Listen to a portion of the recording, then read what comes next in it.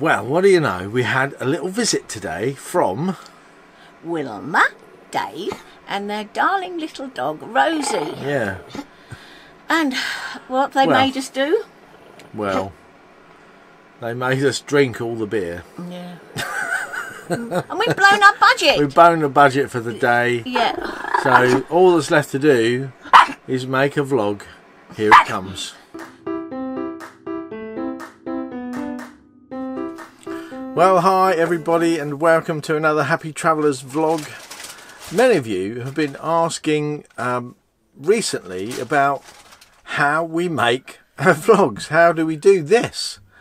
Well, so I thought I'd just run through some of the equipment and process that we use to make a vlog. Wendy's busy over there cooking the dinner. Hi. While I make this vlog. But basically what we do is we have the camera, that's you looking at me, on a tripod. Occasionally we use an iPhone, and what I'm going to do is I'm just going to maybe take a little bit of video of what I can see. Well, here's what I can see now. So I'm recording me, recording you. So that's what I'm looking at there. And you see, I can see the screen that I'm on. And there's the camera. The thing on top here is the microphone that we use mainly. So yeah, it's just stopping the iPhone footage there. So so that's, we use either the G7 camera with the microphone on top, or we use the iPhone. Sometimes if we're in here or out and about, if we're out and about and I haven't got my camera with me and we see a nice bit of scenery, we can record that. There's also the microphone we use on top. That's a directional microphone, but if we're both in shot, or we want to do a bit of filming where we're a bit further away from the camera, but we still need that good sound quality, we use this little bag of tricks here, which is the Rode. Sorry, I'm dropping bits and pieces. It's the Rode Filmmaker kit that comes with a body pack. This is the TX, the transmitter pack, with a little lapel microphone. So we wear that on our belt, and that comes up inside the shirt and just sits there, and that records. Doesn't record into this. This is just a radio. And that goes across to a receiver pack. Now, and that's okay if you've got one lapel mic and one person and you're okay, so you can just use that. However, when we have two, we introduce this little bit of kit here, which is the Saramonic passive sound mixer, and it has a couple of inputs on the back, sort of left and right. So we use two of the receiver packs popped onto here, and you'll see these have sort of tripod, or should I say hot shoe mounts, or more correctly cold shoe mounts, because they're not connected. These don't actually connect to anything, they're just clamps. And we have one of these sat either side.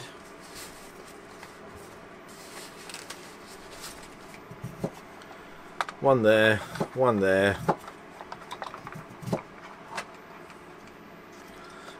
Let's just get that set up. I've had all these apart because I've been using one of them, and I've got all the batteries on charge and so on and so on. So they simply plug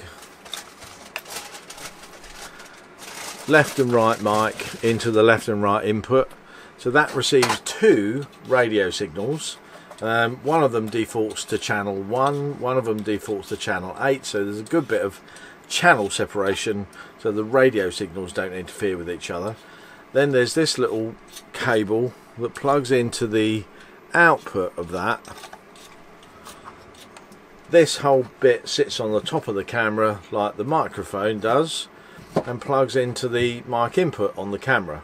So then we've got nice sound input remotely coming over a radio. So that's how we do that, but that's a bit more complex, not something that everybody's going to want to get involved in. And indeed that takes each of those transmit receive packs have 2 AA batteries, and I have, let's say, all of the batteries are currently on charge. In my little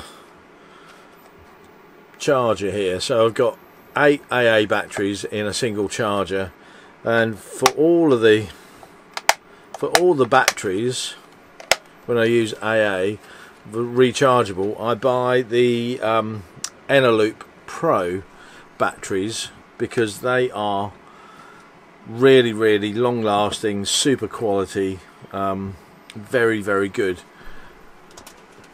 So if you want to buy AA rechargeable batteries, get the Eneloop batteries. I'll put a link to those down below for you. So moving on to the edit.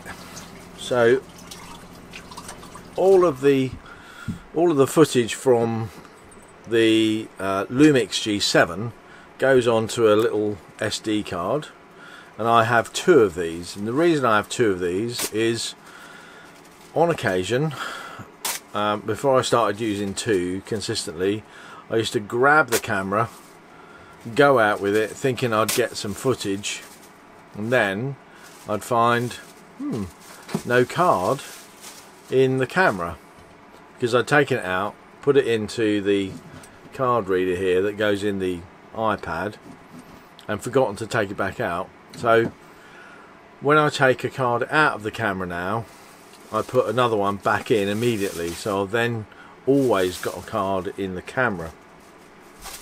Now how does that work? Now I take this plugs into the side of the iPad. Let me just take you down to have a look at that a bit more closely.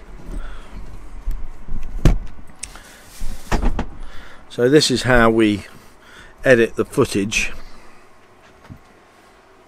I'll just show you the process here. So I've got the iPad here on my little desk top thing, and this bit just plugs into the lightning port there, and then that launches up a bit of software called Photos on the iPad, and I import there, and I'm just gonna, what I'm gonna do is record the process here so that you can see how that's all gonna work. It really is simple. The footage of the card goes into iOS Photos app, and then the Photos app allows LumaFusion, which is the edit software, to access that footage.